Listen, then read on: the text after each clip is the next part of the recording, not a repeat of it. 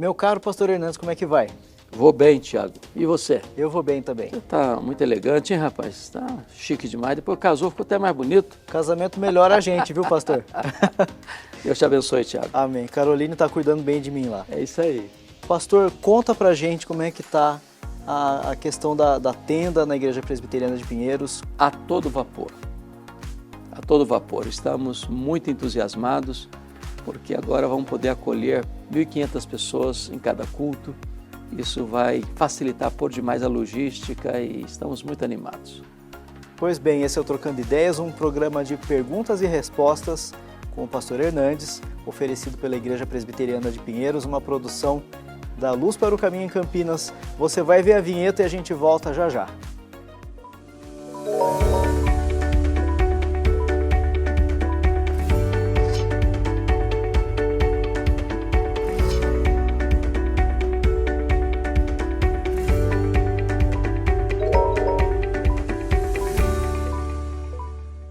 Todo mundo aqui preparado já para trabalhar, para atender a sua dúvida que chegou aqui por e-mail.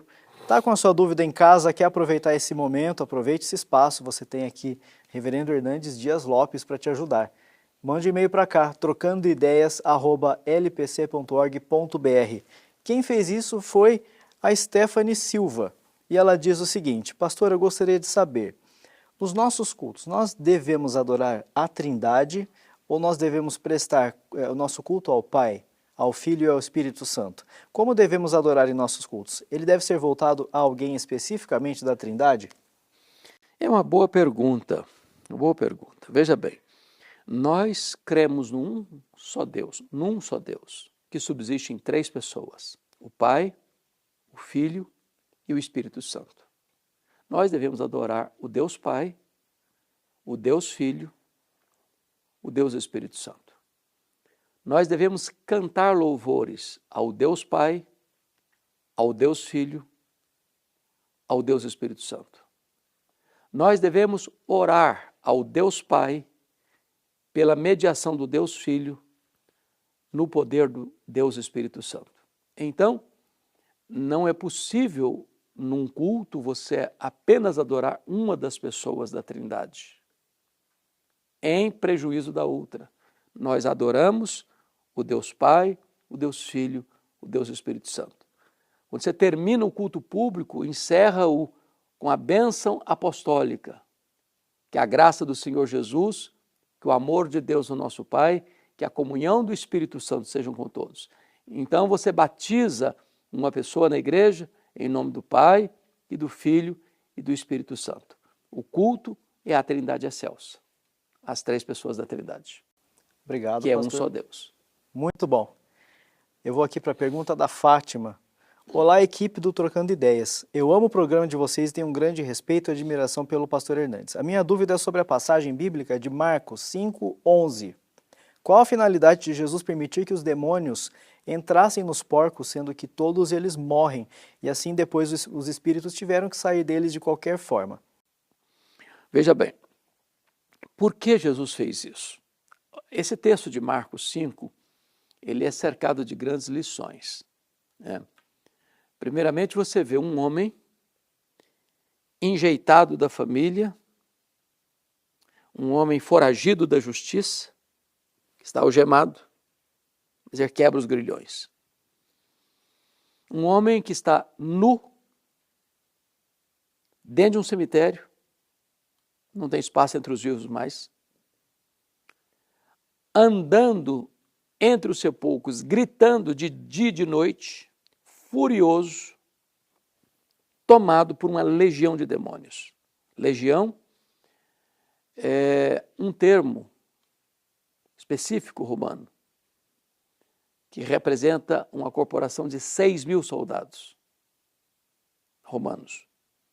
Era a máquina de terror das guerras, onde uma legião romana passava, devastava tudo.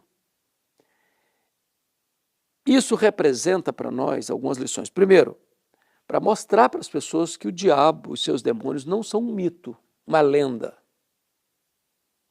São seres reais, malignos, perversos. Esse é o primeiro ponto. Segundo ponto, Jesus manda os demônios saírem, permite os demônios saírem desse homem e ir para os 2.000 porcos, para mostrar uma coisa. A sociedade de Gadara dava mais valor a porcos do que a pessoas. Eles expulsam Jesus da terra deles. E essa é a nossa sociedade, que valoriza mais coisas do que gente. Terceiro, por que Jesus, ao ouvir desse homem agora curado, liberto, salvo, em são juízo, assentado aos pés de Jesus, e ele pede a Jesus, permita-me ir contigo. E Jesus, não, vai para os teus e conta a eles o quanto o Senhor fez na sua vida, o que o Senhor fez na sua vida. Ou seja, primeiro a sua família, primeiro o seu povo, primeiro pregue lá, onde você for um problema, você vai ser uma bênção.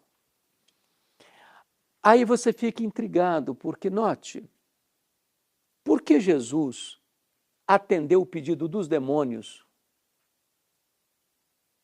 e não atendeu o pedido do homem convertido? Primeiro, para dizer que demônio não é, como disse, uma lenda. Segundo, para mostrar e desmascarar a inversão de valores de uma sociedade. E terceiro, para deixar para todo mundo claro que quem manda é ele. Os demônios ficam se ele permitir, os demônios saem se ele mandar. Jesus tem toda a autoridade no céu, na terra e debaixo da terra. Ele manda no céu, ele manda na terra e ele manda nos demônios. Ele é a autoridade máxima. É por isso que está aí nesse texto. Muitas lições desse texto, hein? Muitas lições nesse texto. Muito bom. Nós vamos aqui para o assunto que o Rogério Santos nos trouxe, é um assunto que a gente deve debater realmente. Pastor, a sociedade brasileira está polarizada politicamente e dividida entre esquerda e direita. No meio evangélico não é diferente, com o agravante de que um grupo demoniza o outro. Eu vejo muitos cristãos disparando frases de ódio e aversão contra as pessoas de esquerda. Esse tipo de comportamento é compatível com o Evangelho de Jesus? Veja bem, Tiago, nós precisamos ter claro e não fazer confusão entre o que é certo e o que é errado, entre o que é verdade e o que é mentira, entre o que é luz e o que é trevas. Não estamos afirmando com isso que exista um partido, uma linha ideológica, um espectro ideológico, esse aqui é totalmente do bem, esse aqui é totalmente do mal. Agora, nós, como cristãos, precisamos nos posicionar dentro de um alinhamento que defende os valores que nós cremos e defendemos. Por exemplo, a valorização da vida desde o ventre. A liberdade de consciência e de expressão. A proibição ou não concordância, por exemplo, com a aprovação de drogas ilícitas, que são devastadoras. A questão do incentivo das bandeiras do gênero, que confunde a mente das pessoas. A valorização do casamento, a valorização da vida, a valorização da ética. Então, eu acho que nós precisamos não defender partido político, nem defender pessoas, como se elas fossem ícones, mas defender princípios, valores. Um cristão maduro, consciente, ele não tem voto de cabresto. Ele não é marionete, ele não é massa de manobra. Ele tem capacidade de fazer a leitura e concluir o que é bom e o que não é bom, o que deve e o que não deve. Agora, nós vivemos numa sociedade polarizada. Isso é ruim. É ruim porque, na minha visão, eu amo política desde a minha criança, desde a minha infância. O político precisa ser um estadista. Ele não pode levantar muros, ele tem que construir pontes.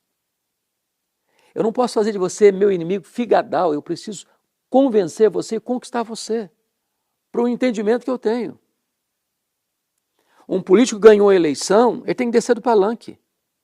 Ele não é mais prefeito, ele não é mais governador, ele não é mais presidente do partido que o elegeu. Ele é prefeito, governador e presidente da nação inteira. Então, nós não podemos esticar a corda, porque isso gera guerra, isso gera ódio, isso gera divisão, isso gera intriga, isso gera disputa. Isso arrebenta com a nação. Agora, pior ainda é quando os próprios cristãos começam a guerrear entre eles mesmos. E, sobretudo, com discurso de ódio. Não, o cristão, ele é um construtor de pontes, ele é um pacificador. Ele ama.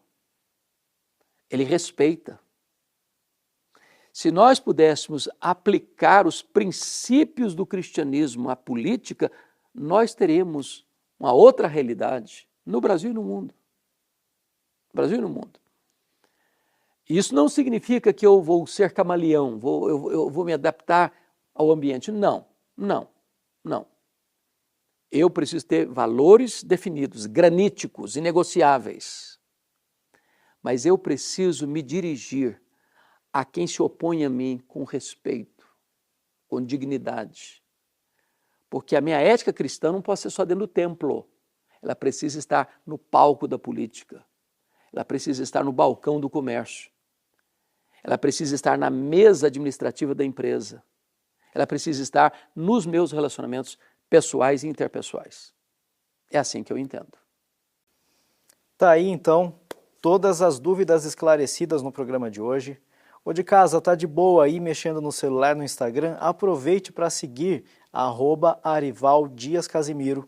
Dá uma olhada no Instagram do pastor Arival, também no Instagram do pastor Hernandes, @HernandesDiasLopes. O que você vai encontrar no Instagram deles? Você vai encontrar a agenda deles, programação da igreja onde eles vão estar, também os cortes de mensagens deles, que pode ser uma mensagem que você pode mandar para sua vizinha, para o seu amigo do trabalho, para que assim você evangelize seu amigo, sua vizinha também, certo?